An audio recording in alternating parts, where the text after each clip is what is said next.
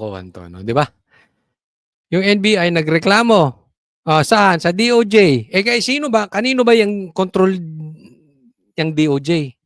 Eh, di bago naman yang si Boying naging ombudsman, 'di ba siyang sekretary ng DOJ? Oh, eh, niloloko niyo kami diyan. Ano, sino binibira dito? Si Villanueva tsaka si Revilla. Eh, alam naman natin matalik na kalaban ng Remulla ang Revilla sa Cavite. Sa katunayan, maikukumpara natin ang Revilla, di umano, sabi sa akin ng mga taga Cavite, maikukumpara ang Cavite na parang si Sara ang Revilla at si Bongbong ang Remulla. Ayaw ng tao sa Cavite dito sa mga Remulla. May totoo ba yan sa mga naririnig ko? Kaya anong ginagawa? Eh, parehas nung ginagawa kay BP Sara. Oh, pinababagsak si BP Sara dahil hindi kaya sa patas na eleksyon. Ganyan din ang ginagawa kay Revilla. Pinababagsak si Revilla dahil hindi kaya sa patas na eleksyon. Hindi kakayanin ng Remulla ang Revilla dyan sa Cavite. Tapos ngayon, ang daming kaso. Samantalang yung mga magnanakaw, tahimik kayo, NBI? Ano nangyayari sa inyo?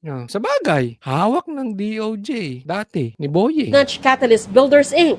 Sabi na DOJ, idiniklara ang mga proyektong 100% complete pero ang iba ay ghost project naman o kaya ay hindi kompleto. Naharap sina Villanueva at Revilla sa magkahiwalay na reklamo. Si Senator Bong Revilla in these 6 cases, respondent na po siya sa isa.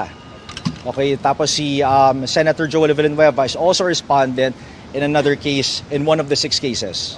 Ay, ba't ikaw nagsasalita?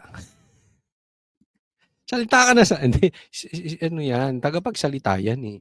Hindi, ako nagtataka lang ha. Kasi yung mga ganitong pagkakataon, meron kayong kaibigang epal? Ako meron. Gusto nyo malaman? Sino? Lahat naman tayo may kaibigang epal.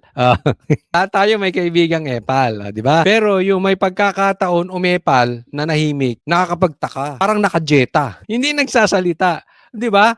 Yung epal, bida-bida yan. Pag sa isang grupo, halimbawa, sa isang table, sa isang usapin, kailangan siya lagi bida. Hindi po pwedeng hindi magsasalta. Alam ko nakaka-relate kayo. Lagay niyo yung pangalan ng kaibigan yung epal. Diba si Boying din nagsasalta ngayon? Ganyan din nangyari nung kay Bantag, di ba? Tapos kay, araw-araw yan. Araw-araw si Boying. Yang nangyari kay Bantag, nangyari kay Tebes, biglang huminto. Tapos nabalita na may sakit, pero itinatanggi, pero umamin din. Eh ngayon, ba't di na naman nagsasalita? Boying, relax ka lang. Baka kadidiin mo ng kadidiin sa Revilla, dyan sa Cavite, mauna ka pa. Eh baka hinuhukay mo yung sarili mong libingan. Eh kaya kalma ka lang dyan. Hindi mo madadala sa langit yung kapangyarihan mo. Maniwala ka sa akin. SOJ ka dito. Ombudsman ka dito. Pagdating mo sa langit, kung darating ka ron, wala, hindi mo rin